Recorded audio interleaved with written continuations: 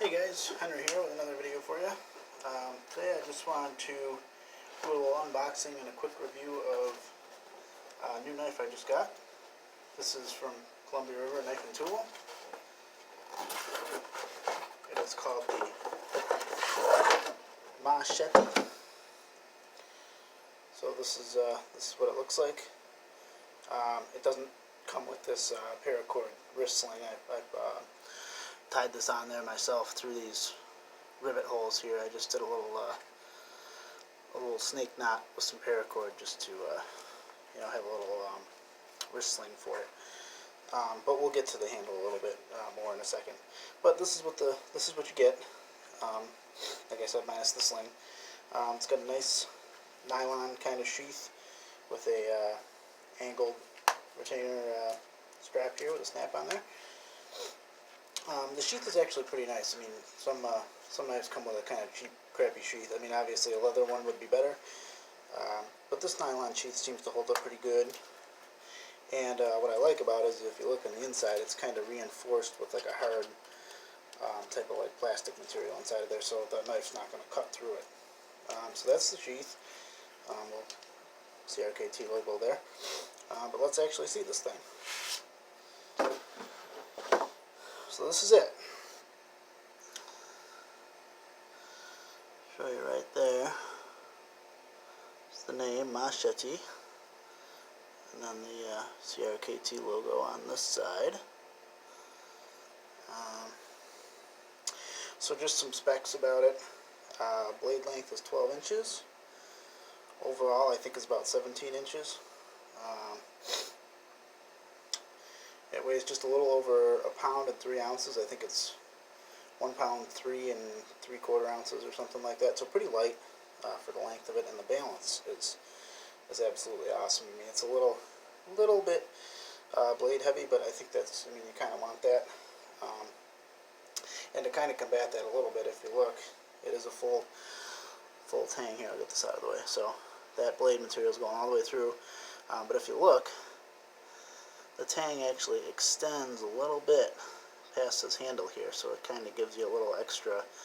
The pommel here is probably about maybe a ½ inch or so, which is really kind of nice. I really like what they did with this handle. If you look here, it's kind of got this little flare here at the end, which really, if you're all the way down at the end like this, that kind of hooks your knuckles there, so that the knife, if you're swinging it, doesn't have a tendency to want to fly out of your hand this way. It actually kind of grabs on there. So that's a really nice little feature that they put in there. This handle, the scales are walnut.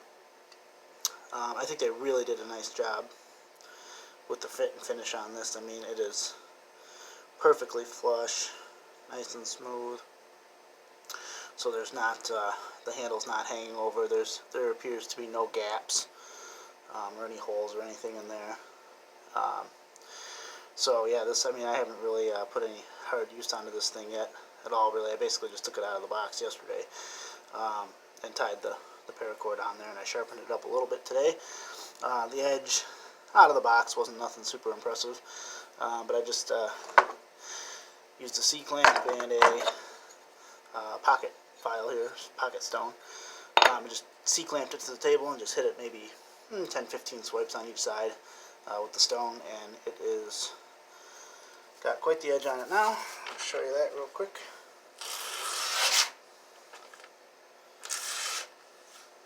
Section hanging up a little bit. And could I get this sharper? Absolutely, I could. That stone that I use is a pretty coarse grit. So I've got a set of nice sharpening stones at work. I work at a restaurant. I'm a chef, and I got a nice set of stones that I use to sharpen my chef knives. So, if I use those stones and really polished up this edge a little bit, I could obviously get it to cut that paper a little bit better. But I think for the type of blade that this is, you don't really need a hair popping edge, even if you could get it. I go out and I do some batoning with it, or chop down a small sapling or something like that, which is kind of what this knife is intended for. You're just going to probably put a chip in that nice fine edge anyway. So could I get this sharper? Yes. But for the type of tool that it is, do I really think it's necessary to go through the effort? No, probably not. But when we're talking about the blade and sharpening, this does have what they call it's a dual edge or a dual bevel. So it starts out, the top part of the grind here is a hollow grind, which, if you don't know what that is, instead of being straight, it's actually kind of more on a curve like that. That's the primary grind on this knife. But as you get right down here to the edge, you can actually, it's kind of hard to see it on the camera, but you can kind of feel it if you run your finger over. You can feel the hollow grind here, but right about here, maybe about a half inch before the edge, it actually does, it goes the opposite way.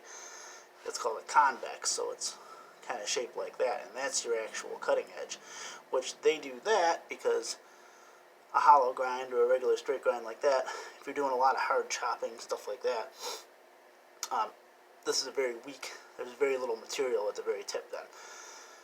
With a convex grind like that, a lot more material, so that it's a lot less likely to chip when you're doing hard cutting with it, which is what this knife is designed for. So, good call by CRKT and the designer on that one. I think that's going to be a winner for as far as the type of grind that it has. Really super easy to sharpen, like I said, 10 passes on each side, and I got this thing basically cut in paper, which for me is plenty sharp enough for a knife of this type. One thing that I'm really liking about this knife is the finish.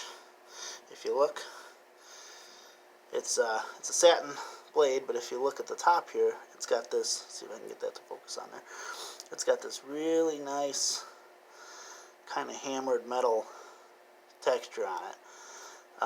The blade is 1075 steel, I believe, which that is a good hard steel. I mean, it's not super hard to sharpen, actually pretty easy to sharpen, but this is pretty common type of steel for knives of this type, you know, hard use knives. So really nice finish on there, nice grind, so good looking blade, beautiful handle, and this is really well done. Like I said, no cracks, no holes, no kind of spots where it's not flush or anything. It's really nice and smooth. It's got this little kind of finger choil right in here. One thing I did notice out of the box, this handle is kind of slick, and not really that this knife would be much of a stabbing knife. You're going to be kind of doing more of a slash cutting or a hack striking this way. But you know, if you were to kind of jab it into something, there definitely is a chance that your hand could, I mean, it's got this little choil here, but it's really not too deep. So is there a chance that you could run your hand down the blade and really cut yourself pretty bad? Yes. So that's why I tied this little guy on there. Just a little paracord sling, so my hand just kind of goes right in there. And what that's going to do, even if I were to lose contact, lose grip on that, that's going to stop me from going up onto that blade. I kind of tied this a little bit loose, so, you know, if I have a glove on or something like that, and also, you know, if I'm doing more of a fine cutting task, I can kind of choke up on the handle a little bit. If I'm going to be doing more of a kind of swinging cut, you know, cutting down like this, I can kind of choke back, and I can get into this little hook here that I showed you at the beginning, and really kind of get down into there like that, and get a good grip either way. So, yeah, the handle is, I'm liking that a lot. I'm really loving the finish. The hammered steel finish is beautiful. And the one thing I think maybe some people might complain about, this the spine here is not a square edge. This is actually rounded off, which I like. I think is a kind of nice little touch. But one thing, if you're like a survivalist or, you know, into that type of thing, you probably won't be able to strike a ferro rod on this because it's rounded off. So if you wanted to maybe take a Dremel or something, you know, and just knock this edge down and make it square so you could strike your fire rod on there, maybe that's one modification I could think of. I probably won't do that. I do have a ferro rod, but I have a striker for it, and I have a whole bunch of other knives that have square backs, square edges on the spine. So I don't think I'm going to mess with this. I actually kind of think this is a really unique kind of feature. So I dig that. I'll probably keep that. The one other thing too that I thought maybe right up in here, this is really smooth. I was thinking I might take a cutting wheel and just do a couple little bzz, bzz, bzz, bzz, bzz, jumps on here for a little bit of jimping. I don't know if I will or not. I'm still kind of tossing the idea around, because really, when am I going to be doing too much like fine detail cutting with a knife of this kind? The only thing I could maybe think of, you know, is if you were kind of like doing maybe some fine shaving for tinder, you know, to light a fire or something like that. So maybe I will, maybe I won't. I haven't made a call on that so far. I'll probably take the knife out and kind of beat down a little bit before I go making any major modifications to it. But so far, loving the fit and finish. Like I said, not incredibly super sharp out of the box, but real easy to touch up.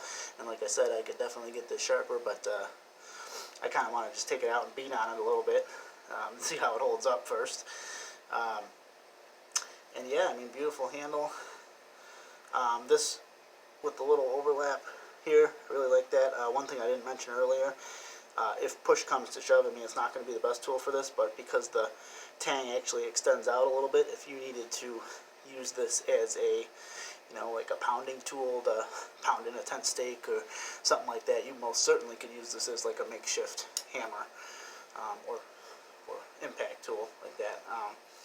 So that's kind of a nice little added thing that they got going on there too. So yeah, I mean, that's just kind of my initial thoughts here. CRKT Mah-chete. And maybe I'll make another video after I get out there and kind of put this knife through its paces a little bit. But so far, I am kind of loving it. Oh, I didn't mention the retail price on this is retailing about $65. Don't get it off of Amazon. I looked on Amazon, it was like $97 or something like that. I got mine from the Knife Center. I think they charged me $4 of shipping or $5 of shipping maybe, and the knife itself was $63. So all in shipping and everything, I think it was $72 with taxes and all that.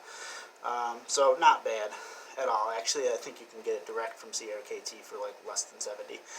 So don't spend $97 on it on Amazon. Is basically what I'm trying to say. There's other places to get it to get it cheaper. But yeah, that's my thoughts so far. So CRKT Mah-chete, check it out. Like I said, I'm gonna probably take this out and go do some beating on it and see how it does. But so far, I'm loving it. Alright guys, take it easy, and I'll see you next time.